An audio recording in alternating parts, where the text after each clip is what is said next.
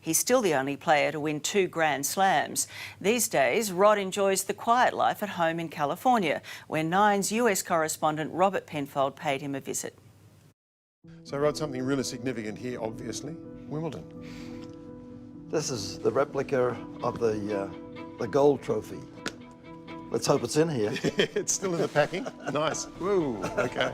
At his home in California on this very morning, Rod Laver has just been delivered the prize of all his prizes, a one-off replica of the Wimbledon trophy. That's it. To mark his Grand Slam win a half a century ago. That's what everybody strives to have. That's beautiful. It's a beautiful piece of work. It's right up to the pineapple. It's a huge honour to have this.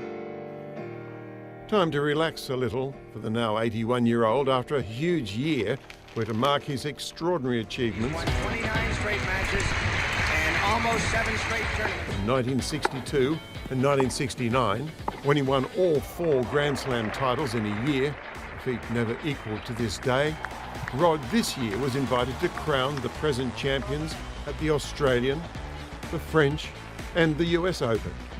And if that's not enough, Rod, with his co-author Larry Reiter, has written a book about that glorious time in the 50s and 60s, the golden era, when the Aussies ruled the tennis world. Looking at Wimbledon, you're looking at the French, and you're looking at the US and Australian. All of those titles that are, and the names are down on the titles, they're all Australians. And so, you know, it is pretty amazing that we've got so many great Australians and great representatives from Australia. But from page 1 on in the book, you can see that Rod is out to make a point. It's not all about him. Reading the book, it's almost as if you're saying, look, I've had a lot of attention in my life, but I want to give some attention to these others, these other people who are, these guys who are out there who you looked at as a kid and who actually probably got you to the level that you did. Would that be right? Yeah, I think they're the ones that got me involved in the game of tennis just purely because I loved it.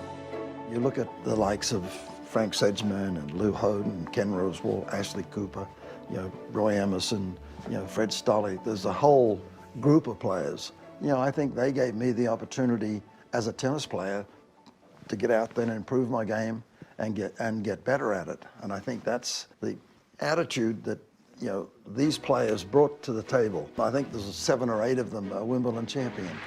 Ken Rosewall, another great friend of yours and a great competitor. Do you think he made you a better player? Boy, the way you said that, I think he did make me a better player. He also reminisces about the stunning performances of Yvonne Goolagong-Cawley and the only other Australian owner of the Grand Slam, Margaret Court.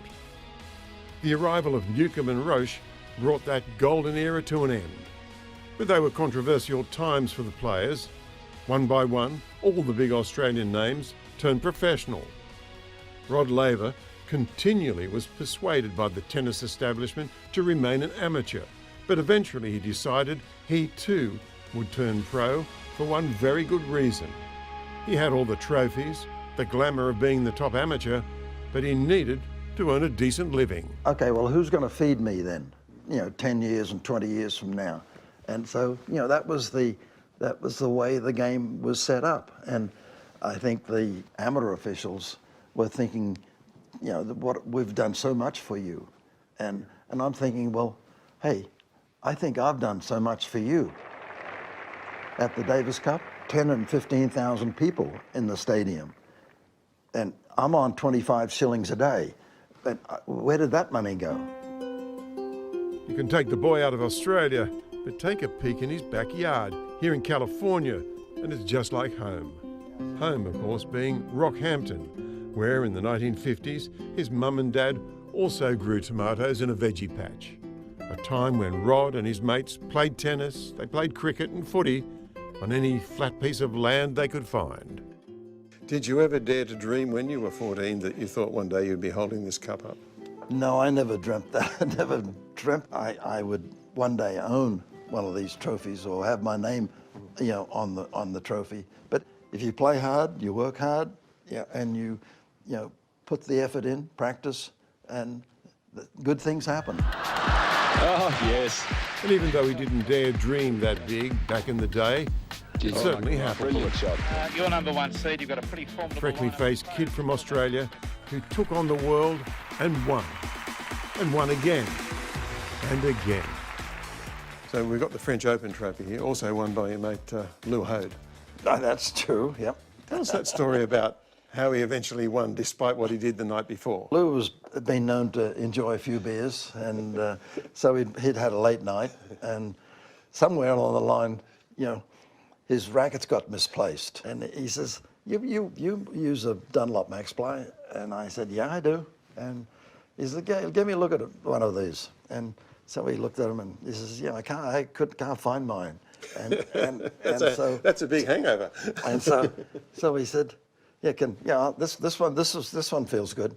Yeah, I'll use it. And he beat Sven Davidson in the final of the French Championships with my racket. On a personal note, in his book, Rod pays tribute to the wives and partners who in the 50s and 60s were often left at home for months. And his late wife, Mary, who died in 2012, a real hero, he says.